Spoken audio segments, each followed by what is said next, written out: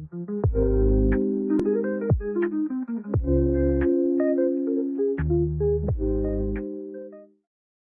are back with another episode of the Brass Tacks Business Podcast. Thanks all of you listeners for tuning in. Today I am thrilled to have Nikole Boshonek with us here. Thanks so much for being on, Nikole. Thank you. Thanks for having me. I appreciate it. Absolutely. So for everyone who's listening, Nikole is a board certified family nurse practitioner with over 25 years experience in healthcare. After serving as a Nurse Corps officer in the Navy, she went on to build a career focused not just on treating symptoms, but truly understanding and improving the whole patient. As the founder of Trinpathic Wellness, Nikole takes an integrative approach to care, combining lifestyle, medicine, health coaching, and energy work like Reiki to help patients make meaningful and lasting changes. Her mission is simple: to provide thoughtful, personalized care that empowers people to take control of their health and live better, longer lives. So again, Nikole, welcome to the show. Thanks so much for being on. And I like your mission that is simple. That is so nice, because sometimes I feel like as patients and even providers, we maybe overcomplicate things. But before we get into that, Nikole, tell us, obviously you've had a long career with the Navy Nurse Corps and in healthcare for 25 years. So tell us a little bit about yourself and kind of obviously how you got into everything. What initially interested you into becoming a provider? Absolutely. I think I knew from a very early age when I was a kid that I wanted to do something to really help people. And when I was in high school, I was part of a group called the Medical Explorers. It was in my local hospital. And we met, every month just to have like speakers from different areas of medicine come and talk to us. And it was great exposure, to all the different areas of medicine. And we went on some really cool field trips, including one where we went to the medical examiner's office in Philadelphia. Wow. And we were in the room when they were doing an autopsy. Whoa. And How was that experience? Incredible. It was so incredibly fascinating. And here I was just like a sophomore, in high school, but it made me so interested and curious about, more about medicine. And then this is kind of dating myself, but when I was in high school, I worked as a candy striper. Are you familiar I with remember with the candy. Okay. Maybe you should explain it to our listeners who are maybe younger and don't know what a candy striper is, but yeah, explain it to them. Yeah, it's kind of a funny term, but so candy stripers are basically like volunteers that work in the hospital to help the nursing staff. We did like non-clinical stuff, like, deliver flowers and take snacks to patients and so forth. And we had to wear these striped uniforms, and that's thus the term candy striper. But anyway, so that got me, around nurses, seeing what they do and how they work. So yeah, it was really interesting to me. And then also through this process, I took a field trip to the Naval Academy. And when I was there, I was like there's something to this. Like, I really was definitely fascinated, loved that whole atmosphere, the camaraderie, like everything. So when I was a junior then in high school, the Navy came out with a new ROTC scholarship specifically for nurses. And so I applied, got accepted, and yeah, they paid for my whole undergrad education at Penn State, which was amazing, right? Yeah. Yeah. So For those of you paying college tuitions right now, it's a really great deal. oh my, yeah, we've got 5 kids, so yeah, we know what that's like. For sure, for sure. Yeah, but so that it was just a beautiful blend. I was able to get the scholarship. I went to school for nursing, worked, about 5 years as a Navy nurse, and then I got out, continued to work as an RN, loved it, but then started working around other nurse practitioners. And I was like, wow, this looks really interesting. Lots of ways to just be more autonomous, more independent, be a problem solver, kind of like a detective, which I love, just putting all the pieces together for people, figuring out what's going on. So yeah, I went back to school and graduated as a nurse practitioner in 2010. And here I am. Wonderful. And so, when you graduated, did you go into a hospital setting, or where did you initially work and after graduation? Yeah, so I was stationed because I was active duty as an ensign in the Navy, and I was assigned, my first duty station was at Bethesda. Then it was the National Naval Medical Center, Bethesda. Now it's Walter Reed. That's where I was working and worked in cardiac care. So definitely love my cardiac patients. Wow. And yeah, then got transferred to Portsmouth Naval Hospital. And yeah, my husband at the time was also active duty. He was a Navy pilot and he was constantly deployed. So one of us had to make a decision. We had two little kids at the time. It's like, yeah, I had to get out, unfortunately, because it just didn't work, with kids and both of us, we would have both been deployed. Okay. All right. So working in a naval hospital versus, a civilian hospital, is there a big difference between those two? Not really. Yeah, no, not really. And honestly, like, military medicine, I mean, I loved it and still love talking to my former colleagues in that arena, but it's very much like the civilian world when it comes to medicine.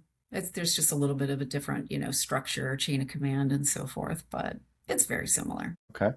And working in that kind of setting, was there a point in time that in that kind of traditional healthcare setting that you felt like there was more you could do, or you just felt like there was another avenue to where you obviously are now?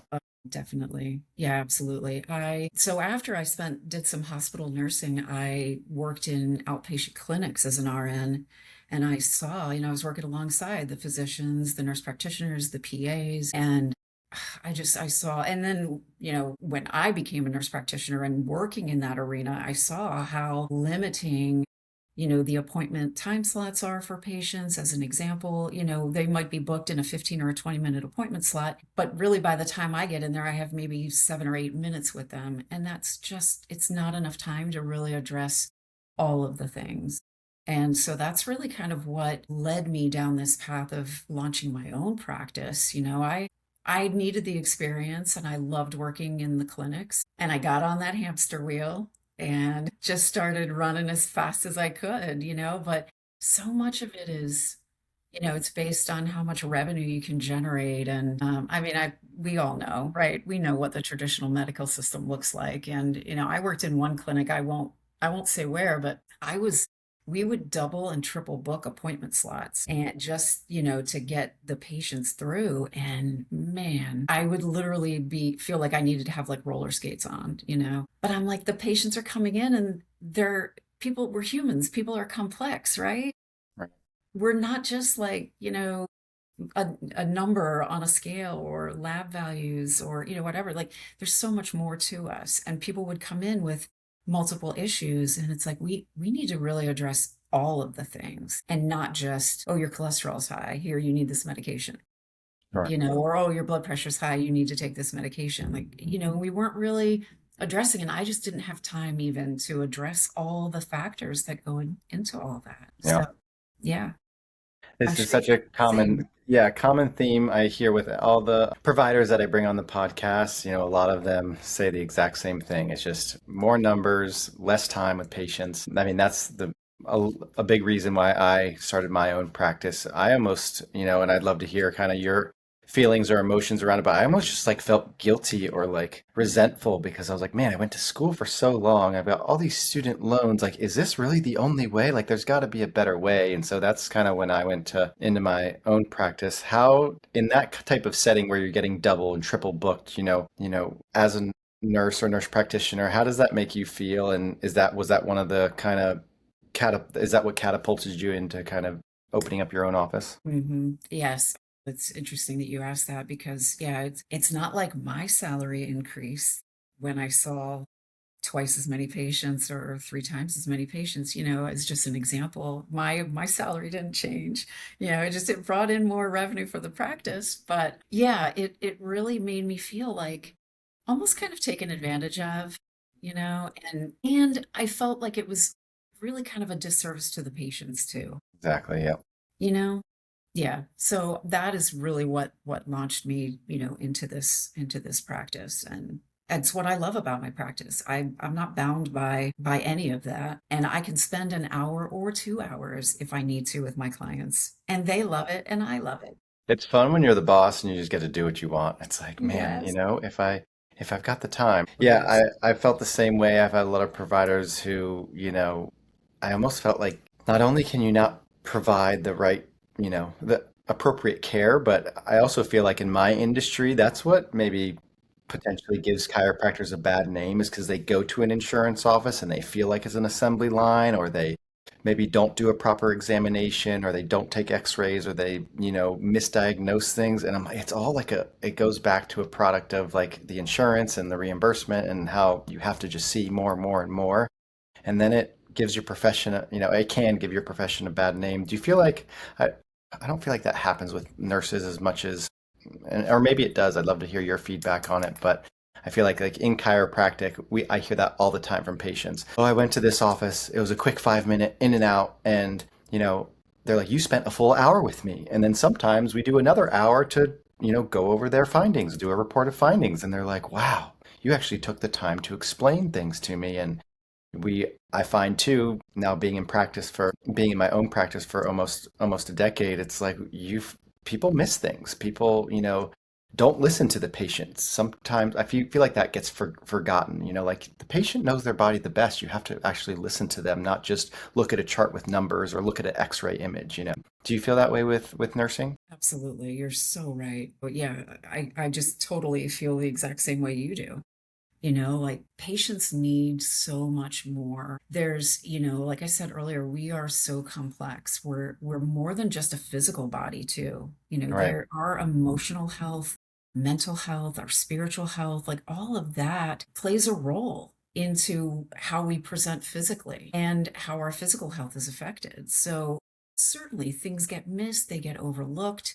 They might be dismissed, or they might not even be addressed if you only have, a certain amount of time, with people. And I remember, yeah, working specifically, like people would come in literally with a list, like a handwritten list of things. And, we were so limited that I kind of got in the practice, and I feel horrible about this, but I got into the practice of, okay, of that list, like tell me what are your top two like biggest concerns that you want me to address today. And then we would focus on that. And then I would say, okay, let's make a follow up to talk about the other things. But sometimes, actually, many, many times, the other things on that list affected the top two things, right? Like they're all interconnected. And I could have, if I had the time to really address all the things on that list, I could have maybe solved that issue a very different way, a more comprehensive way that maybe included other things, not just like medication or, oh, here, get this test done or whatever.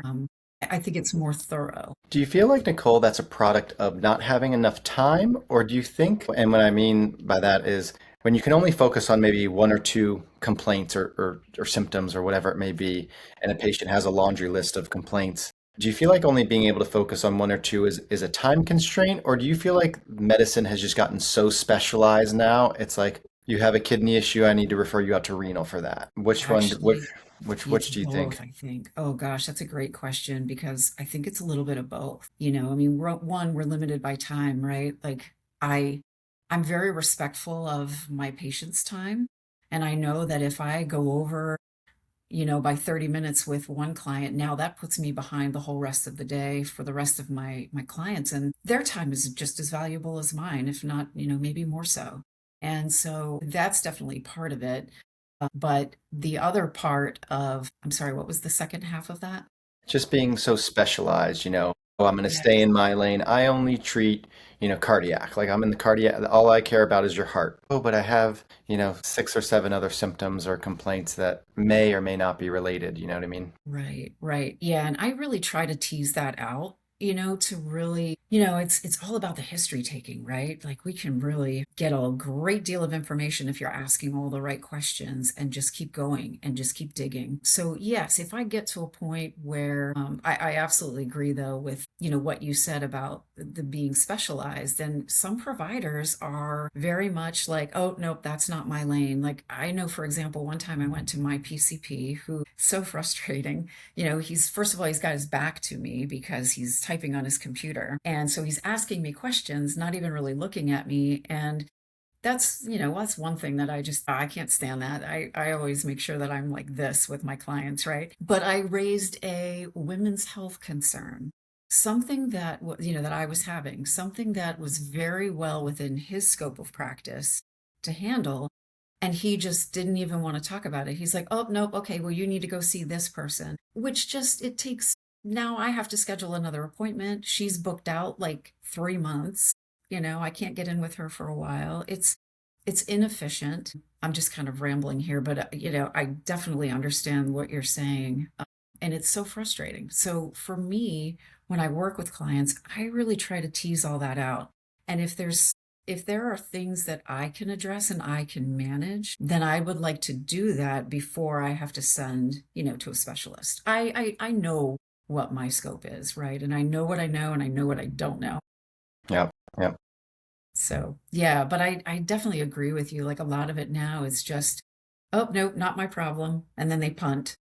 Sure, sure. There's a lot of punting. Well, let's talk about Trinpathic Wellness, and I know you have an integrative, kind of approach there.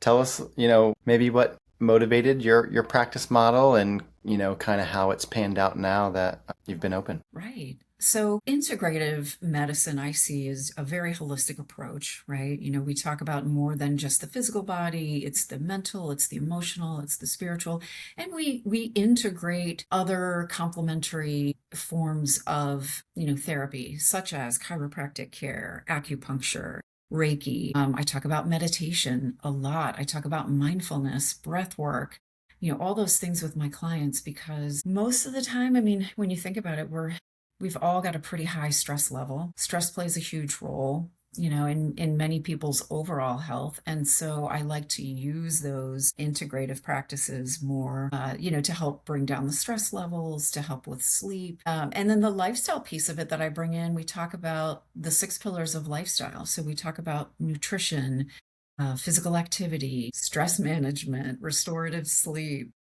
social connection, right? And then also like avoiding harmful substances like tobacco and alcohol.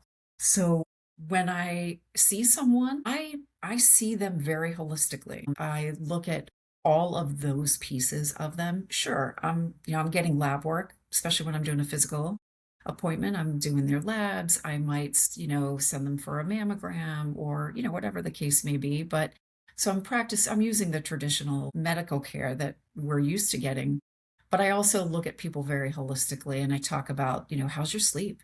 What's your stress look like? And I think it's been very effective. Like the patients that I have really appreciate that approach. I know I would if my PCP took that approach with me, right? Yeah, absolutely. And I'm so glad you brought up sleep and stress because I feel like I don't think people understand how important it is, how important sleep is for your recovery, for your health. Obviously, stress is a huge, especially in this area, right? Stress is a huge one. So, Nicole, tell us more about like what you see with your clients in regards to sleep and stress and maybe some, common symptoms or possibly improvements you or recommendations you give patients to help with their sleep or stress. Oh gosh, yeah, both of those are huge. And honestly, I agree with you. I think sleep is a bit underrated. Like it just doesn't get the attention that it needs. But I think that's starting to change. Like I think people are really starting to get more savvy on that. To me, sleep is like the linchpin that holds everything together. Because if we're not getting good restorative sleep, then our bodies aren't functioning optimally. I look at sleep as, we know that our bodies heal the best when we're at rest, when we're sleeping. And our bodies are constantly trying to heal and maintain that homeostasis. So sleep, and especially good restorative sleep, is absolutely key to all of that process. So that's really the linchpin for everything. You can't, it's hard to address all the other things when you're tired or, cranky because you're not getting good sleep. So addressing that, honestly, like if people are not getting good sleep, I want to know why. First of all, how long do you sleep? You should be getting like 7 to 9 hours of good restorative sleep. Are you having trouble falling asleep? All right, let's talk about that. Are you waking up during the middle of the night? Okay, if you are, like, we need to talk about that. Maybe you have a sleep apnea issue. Okay, we need to address that, right? Because if that's not being addressed, then you're not getting good quality sleep. So it really kind of depends, like my approach really depends on what the specific issue is, especially when we're talking about sleep. I don't necessarily reach for sleep medications. I really prefer not to use them if we don't have to. But certainly good behaviors, like I teach my clients all good sleep hygiene behaviors, which I give them all a handout on, which, we talk about.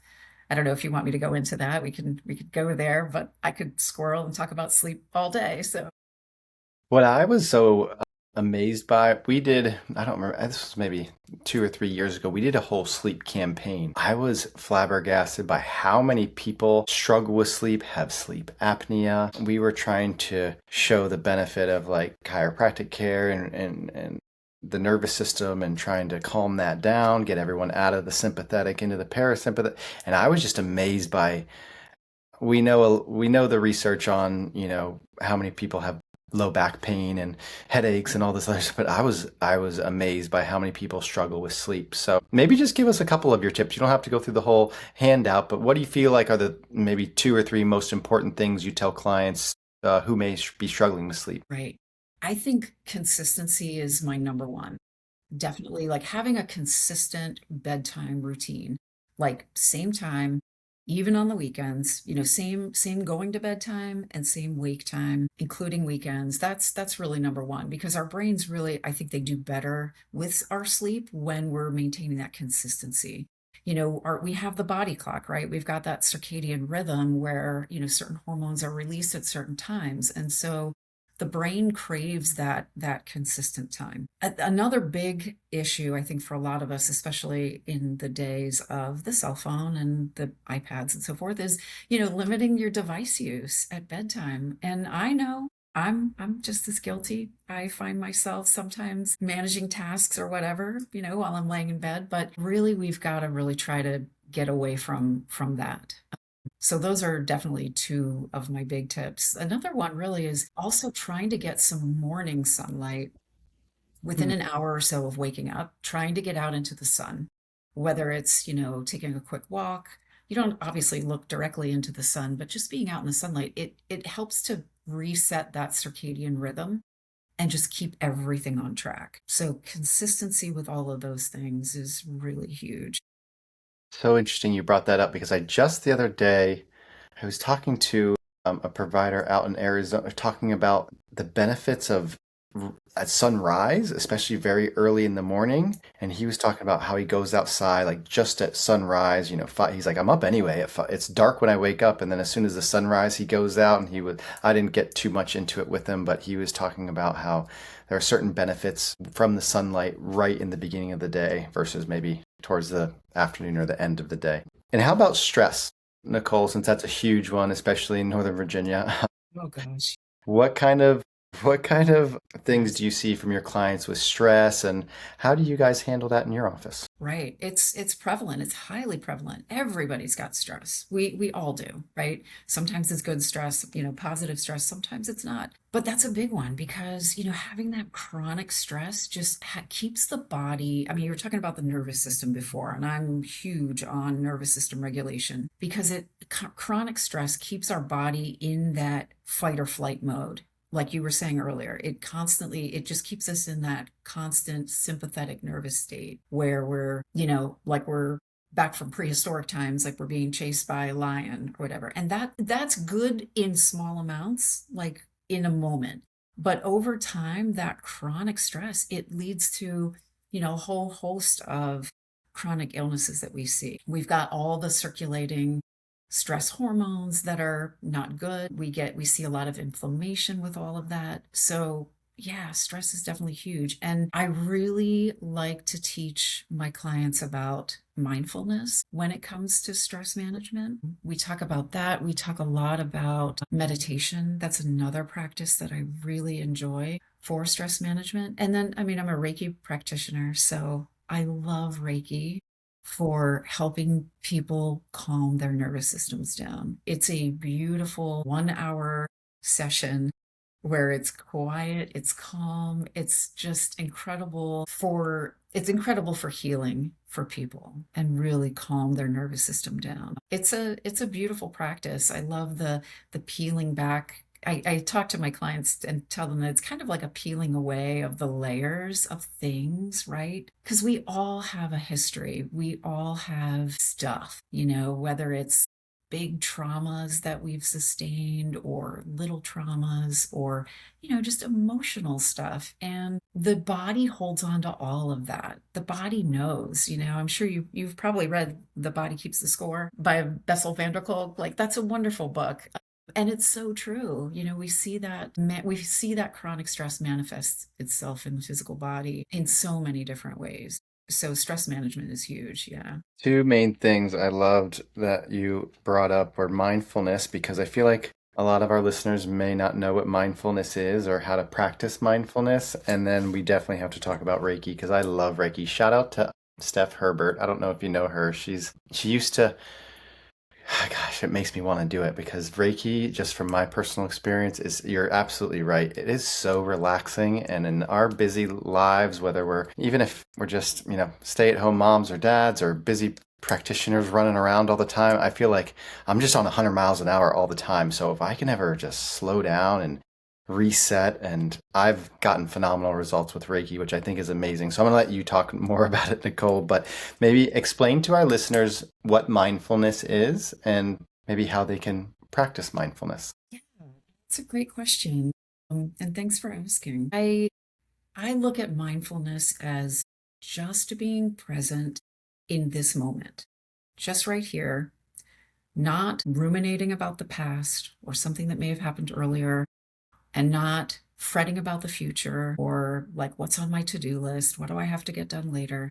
Like just being in this moment right now, feeling my breath moving in and out of my body. And it can last as long as you would like it to. It's just an awareness of where you are in time and space in this moment. So it could be, you could practice mindfulness multiple times throughout the day. And again, as long as you want, sometimes it's literally just a matter of a few moments, like I'm washing my hands, right, at the sink. What does the soap feel like? What's the temperature of the water? In just those few seconds that you're washing your hands. Or, when I'm eating, what does my food taste like? I practice mindfulness a lot around eating, just because I love food and I love to cook healthy food. And I try to, I talk to my clients a lot about that too, because we do have work to do when it comes to our nutrition. And so what does mindfulness look like when it comes to your nutrition? Like when I'm at the grocery store, I'm looking at stuff on the shelf. Like I'm being mindful. What is that product going to do for me? How is that going to make me feel? I'm looking at fruit or vegetables. Okay, what is that? Oh, that's going to be great. Like I know that's going to do great things for my body, right? So that's just another way. But again, just being in this moment, you can practice it many different ways. Sometimes it's a meditation and you're just focusing on the inhale and the exhale. And it's as simple as that. But it's a really great stress reliever. Does that answer your question? Absolutely. Yes. We all need more mindfulness. Yeah, you asked me about Reiki too. I don't know if you know. Reiki, yes. Please tell us what Reiki is and the amazing results that you can get with Reiki. Yeah, thanks. It's Reiki is a form of Japanese energy healing, and it was founded by a gentleman named Usui. His last name is Usui.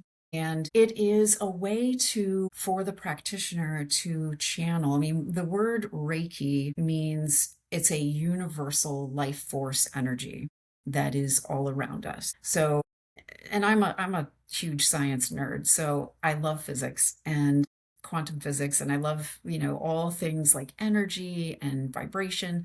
We know from science, like everything is energy, everything is vibrating at a specific frequency. And so that is kind of a way I think about Reiki. And when I'm giving Reiki, it is a way to just channel this universal life force energy that's all around us.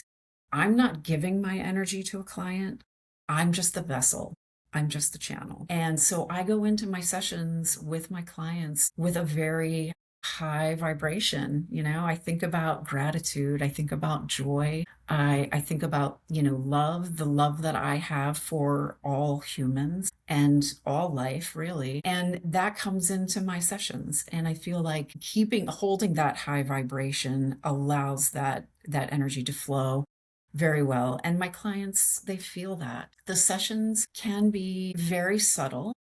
They can sometimes clients really might not feel anything other than just being in a state of relaxation. Sometimes clients feel things moving, like physically. They might feel sensations, like they might get a warmth sensation, or they might get goosebumps, or they might see colors, they might see visions, or they might have memories that pop up. Sometimes they cry, which is another way of moving energy, right? That emotional energy. Sometimes people fall asleep, which is great too. So, yeah, but as I said earlier, I think of it as kind of a peeling back of layers of all of our stuff, and sometimes peeling back those layers, it can make things very raw and, kind of front and center, whereas before it might have been kind of pushed down. Does that make sense? Like we tend to kind of stuff things. And by, getting Reiki, receiving Reiki, it kind of brings things to the surface sometimes. So I have had some clients where they've had a few sessions and they've had really profound stuff happen, and they get really emotional, and I'm like, oh, this is great, like let's keep going. And they're like, nope, nope, I'm not ready. And that's okay too. Like I never force the situation. Like it's got to be, they have to be really wanting it and called to it, I feel like. Yeah, I could go on and on, but I don't want to I don't want to take up all your time with that, but I hope that's a good explanation. I did therapy for many, many years, and the best way, which is kind of maybe related to what you're saying, the best therapist I had kind of explained it this way. She's like, we all have our like core self, when we're babies. Like, and he's like, babies are always happy, right? Like they're just full of life and delight and all these things. And then as we get older, we like have these layers that start to, cover the core self. And then you've got to peel back those layers. But then our defenses come up and we get like, we try to protect it because we don't want to deal with the trauma or the things that happen within our lives. So what you just said reminded me of that. Like Reiki can just slowly, gently peel back those layers that over the years have just gotten thicker and thicker and thicker. And then we sometimes almost like lose our core self of like, how we used to be as kids. And so the best recommendation I remember my one therapist had was, don't forget that kid inside you, like that happiness and that energy and that love for life. Because obviously, as we grow older and we have more responsibilities and we have kids and all these other things, it can sometimes get lost. So what you were saying kind of made me remember that. So I think that was great. Yeah, that's really beautiful. I love that. Yeah, that's so great. I mean, it definitely is. We are layers, we are complex. And, when people are ready for that, then, I'm here. And there are other Reiki practitioners out there. We are here for you when, when you feel called to do that work. Like I mentioned that, one client that got kind of scared. Most of my clients are ready to dive in, and we never know. Like I tell my clients all the time, like, come in with zero expectations, because every single session will be different. And that really is true. And different things come up, and we just kind of talk about it as it comes up. So it's really opened a lot of doors for me. I know personally, I was receiving Reiki and realized that I still had childhood trauma stuff that I really didn't fully address. I thought I did, but didn't. And it got me back into therapy, which, was incredible. And then continuing to receive Reiki, continuing to go through therapy, realize, like, you know what? Hey, I want to help other people with this. Like, I want to give people Reiki. So then I learned. And actually this weekend, I'm going for my Reiki master training this weekend. So yeah. So I'm That's super excited. exciting. Yeah, thanks. Cool. So how, Nikole, do you balance like your medical treatments with your integrative approaches like Reiki or coaching, and how do you decide like do some I'm assuming some clients just come in and say, I mean, like if I was to come see you today, I'd be like, Nikole, let's do Reiki for an hour or whatever. But like, do patients come in and request it, or how do you decide, hey, I need to send you out for blood work, and hey, your stress levels seem really high, let's do some Reiki. How do you kind of balance those two different types of medical approaches versus maybe more holistic integrative approach? Yeah, that's a great question. And it's something that, because I've been in this practice now. I started my practice about a year ago, actually, a little over a year ago now. So I'm still trying to flow with it all. But I do have some clients that specifically come to me just for Reiki. which is great. They get referred to me from other people or friends that have received it, and that's wonderful. I have some people that just come to me for medical appointments, which is also great. But it's interesting because with my medical clients, I talk about Reiki, and with my Reiki clients, I talk about medical stuff. And so it's so enmeshed, right? Like, and the integrative part of that and the lifestyle part of that and the coaching, like I am a certified coach too, that always comes out in my visits with clients, because we can all use some health coaching. It's like, how it's just knowing the right questions to ask, to get you thinking about what it is you want to work on. So it really, all of it kind of blends together. But and I can offer it, like if a medical client just wants to see me for medical stuff and they don't want the woo woo Reiki, that's fine. So yeah, but I offer it as a service. And then yeah, some of my Reiki clients have medical questions they ask, and then we go down that road. So Do you find a common misconception with your patients asking about Reiki or asking about the medical stuff, if they are dealing with certain issues, like common things that come up, maybe misconceptions about Reiki or maybe misconceptions about more medical directed treatment?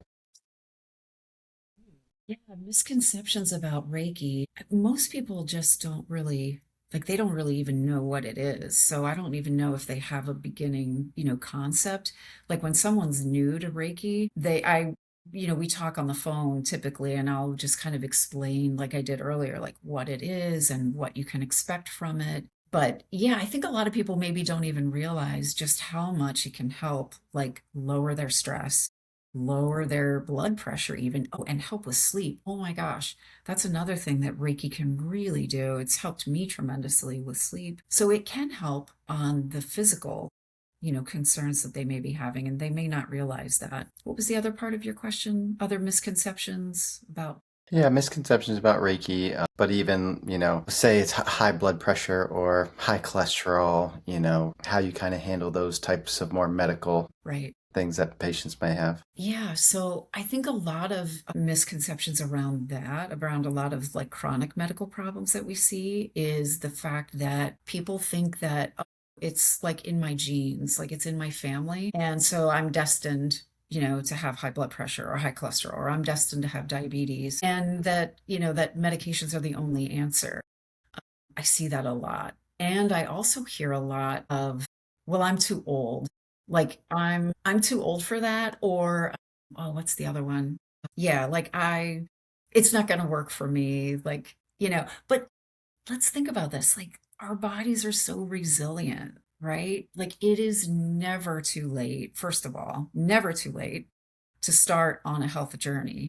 Even just doing, making ourselves 1% better every day, right? It's the Atomic Habits It's a situation. great book. Yep. Yes, right? Oh, it's Yeah. fantastic. Yeah.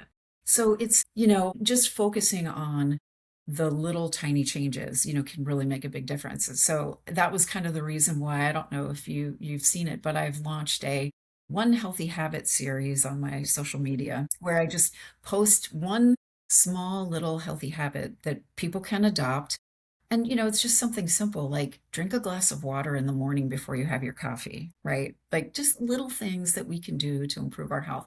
But yeah, getting back to like the genetic factor of that, of chronic disease, we know now, like with the study of epigenetics, that our genes can either be turned on or turned off based on our environment. So, environment being, right? Oh, I sorry. have this argument with clients a lot. You just like you said, they are like, "Oh, it's my genes." I'm like, "Your environment plays a role as well." Oh, Because if your mom had diabetes and she fed you every day, then you are used to eating X, Y, and Z. But I won't go off on a tangent because you're right. People say, "Oh, it's my gene. This is just my mom had it, my dad had it. I've got it. I just need to take my medication for the rest of my life." right. And honestly, like if we think about a lot of our chronic diseases that we see are what we call lifestyle diseases, right? Hmm? Yep. They are totally influenced by what we are putting in our body, our stress levels, how we're sleeping. They're totally influenced by that. And so, yeah, just because you've got, the genes for it doesn't mean it has to be expressed. And I don't like this analogy because I don't like this analogy, but it really gets the point across. If you think about it this way, like genes, our genetic material loads the gun, but lifestyle pulls the trigger. And I don't necessarily like that, the way that that's put, but honestly, like that really is the case. So we can turn genes off, their expression, we can turn that off if we're eating well, if we're moving, if we're sleeping well, if we're, managing our stress, if we're interacting with other people, and definitely in this day and age, and especially with AI, we really, we need this. We need this social connection, right? Those are all the, I don't know if you've ever seen blue zones. Have you ever Yes. seen, and it's like all those communities that live into their hundreds, they're all super, super duper connected. The families live with the grandparents and the great grandparents. And I even read, I don't know if it was a book or an article about this tribe in some third where they have like no modern medicine, but they all live until, they're in their 90s or they're become centenarians because their communities are so intermingled. Like they can't even leave their little hut without running into somebody in their little village or whatever. And it's like social connection is so important for people. And I think we overlook that, especially this day and age when we're all stuck in front of screens for 8 hours a day, or we're in cubicles. And we, think talking to the cubicle next door is social interaction. But it's also, I think, a big factor in why certain careers are happier than others, and it's due to the social connection. Like I feel like I looked it up a while ago, but like physical therapists and chiropractors are usually pretty happy with their jobs because we're constantly like seeing people all day long, and we're having to talk, and we're almost like forced to talk to them. You cannot not talk to your clients. So like I always my dad gave me the best advice. He's like, it's good that you found a career that you really enjoy, because I think, he enjoyed his career maybe the first half of it, but then the second half he was like completely miserable and he was just stuck. And he's like, it's good that you enjoy it and you're interacting with people. But I mean, when you think about it, it's like I see my clients sometimes 2 and 3 times a week more than I see my own family members sometimes. And it's like that social interaction is such a key to not just your happiness, but also your health because of that. I mean, think about the little old ladies in the nursing home. Like the main thing for them is that social interaction to stimulate their brains, to get them talking, to make them. I don't know. That's just my rant on all that, Nicole. Oh my gosh, yeah, 1,000%. That is so huge. That's vital. That's one of the pillars of lifestyle medicine too that we talk about, that I really try to make sure my clients have a good network. We all, that they say like it takes a village to raise a child. Well, I think it takes a village to raise all of us, right? Like we all need our village. Yeah, yeah, we sure do. We sure do. Yeah. How has that, whether it's your kind of integrative approaches or the health coaching or the Reiki or maybe even your medical treatments, what have you learned over your career, or has your approach changed, over time, or do you feel like you're always evolving, always learning something new? Oh gosh, yeah. I mean, I'm a lifelong learner. I'm such a nerd. I read medical journals for fun. That is the definition for sure. But honestly, like we never stop learning. I don't think we ever should, right? Because as we grow and change, our perspective grows and changes. And learning is always beneficial. I tell my kids all the time, because they were, like my stepdaughter, for example, was considering going into a master's program. And it's like, absolutely do it. Like, but she was worried about the loans and da da da. And it's like, no, that is education is never wasted. Like you use all of that. So yeah, I definitely am constantly learning and growing and evolving. And it's really, yeah, like the things that I've learned, especially in the last 5 years, maybe, honestly, probably since Reiki came into my life, like it's really just opened my mind to all of the things, right? Like I practice much more integratively and holistically. Even though as a nurse, like we're trained to see people holistically from very early on, but it's helped me to even be more holistically minded. And then even with myself too, and not to, just lost my train of thought. Oh, You're I trained just, to you're trained to practice more holistically as a nurse. And what I Yeah. always like to ask this question to a lot of my providers. What are some of your non-negotiable habits that you prioritize, maybe in your own life? What are Oh, some yeah. things that you have to have? And obviously, we sometimes recommend our personal habits to our clients as well. But what are some of the non-negotiables you have that just feels like keeps your health priority? Oh, definitely. Yeah, I could certainly speak to this. Sleep, number one. Like that's non-negotiable. I protect my sleep, savagely. It's got to be there. I have to sleep well. That's number one. I also like just knowing what I know about nutrition and the body. I pretty much became vegetarian and vegan, about 90 to 95% vegetarian vegan about 10 years ago.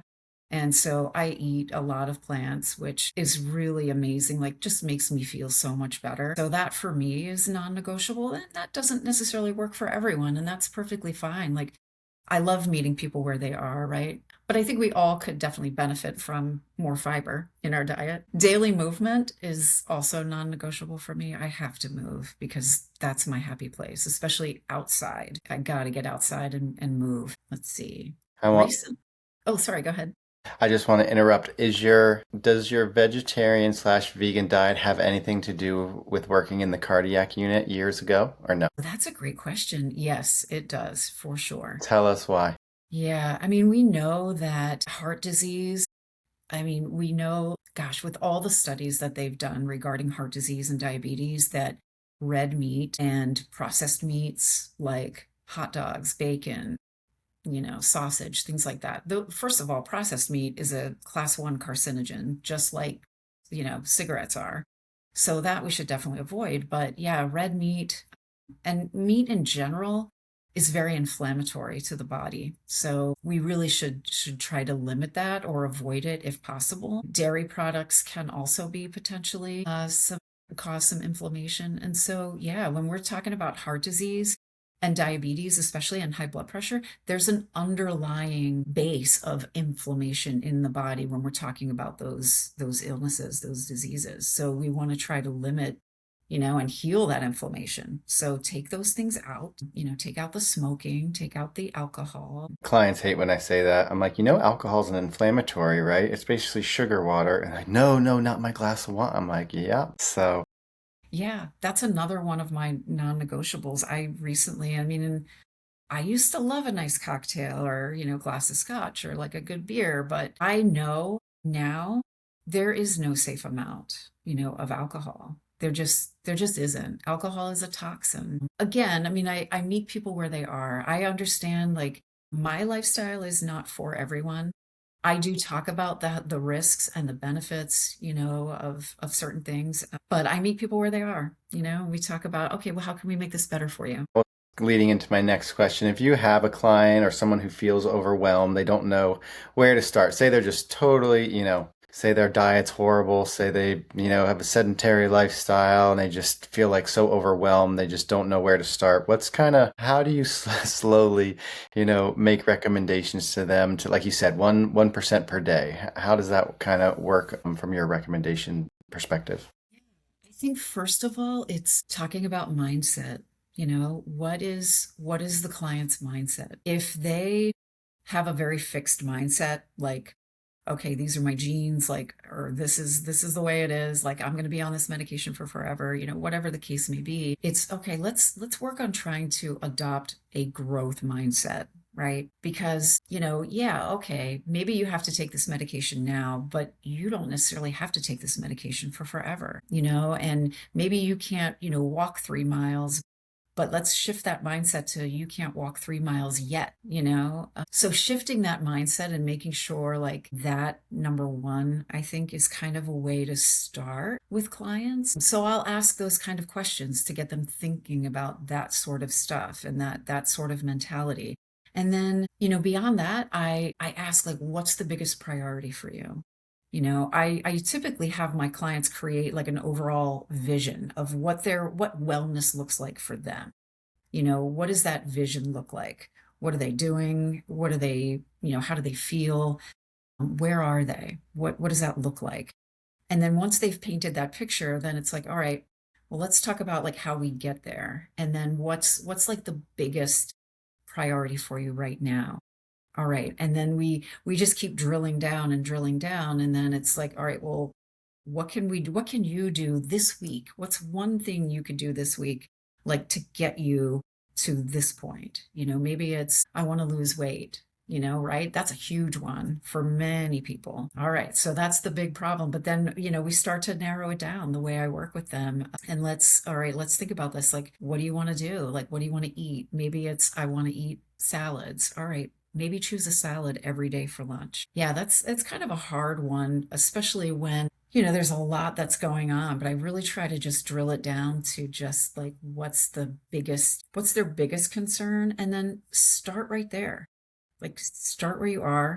You're not going to be able to tackle the whole problem, right? Like, what is that saying about the elephant, right? Like, what's the best way to eat an elephant? It's one One bite bite at at a time. Good, right. good, Nikole. That's how I got through biochemistry and in school. It was like one bite at a time. Yes. Yeah, exactly. Wonderful. Well, if someone wants to come see you, Nikole, what can they expect? How does your office work? What does kind of the first visit look like? And even after that, what does it look like for majority of your clients?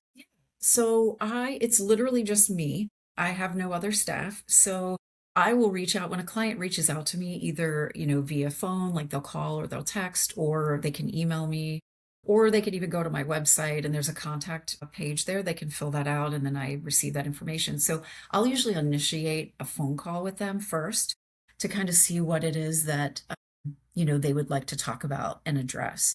Some clients, some of my medical clients haven't been to a doctor in a very long time. And they're like, I don't even know what to do. Like, maybe we should start with a physical. So, that's typically where I start with a lot of my clients. And then Reiki clients, if they've experienced Reiki before, that's a pretty seamless transition. Then I just see them for Reiki. But if they've never experienced it, I'll have them come in for a longer session and we'll really kind of talk more in depth about what it is that they're seeking. And I explain more about what Reiki is and what they can, hope to achieve through it. So that's the process. Yeah. But it always usually starts with a phone call. I like to talk to them first. Wonderful. And how, Nikole, can they get in touch with you? If they're listening right now and they like what they're hearing and they were looking for a new provider that's maybe more holistic, more integrative, I'm coming to see you for Reiki. I can tell you that right now. What's the best way, or how can they find you? Yeah, Website or phone number? either or. Yeah. So my website is Trinpathic. So Trinpathic wellness.com. And my phone number is 571 440 2755. Or they can email me at Nikole, Nikole, at Trinpathicwellness.com. Those are great ways to reach out. Wonderful. Anything coming up in the near future, Nikole? Do you have, I don't know, any events planned or any new services you're looking at bringing into the office? I actually don't have any specific events coming up, but I do want to start some community, just some like seminars, maybe, in person to again get that social connection with people. I'd love to start a walking program just to have people meet up maybe once a month at a park. That these are all things that I'm kind of noodling through, like thinking, okay, I need to put all this in place. But so those are things to keep on your radar for the future. But I'm looking at maybe doing a walking program, and then, like I said, more community events to just get out and talk with people, about these things, because I think just people don't necessarily maybe even know that I'm here doing what I'm doing. So yeah, having some of those things. But definitely I'm on social media. Try to be on social media a good bit, to post my healthy habit series and, some other things that are coming up. So Wonderful. All right. Well, hopefully those that are listening definitely reach out to Nikole if you have any questions. And yeah, Nikole, thank you so much for being on the podcast. We really appreciate it. It was a pleasure speaking with you, and see. maybe we do it again and later in the year. But yeah, thanks so much for being on. Thanks so much. Yeah. Thank you again for having me. I appreciate it. Absolutely. All right, take care. Take care.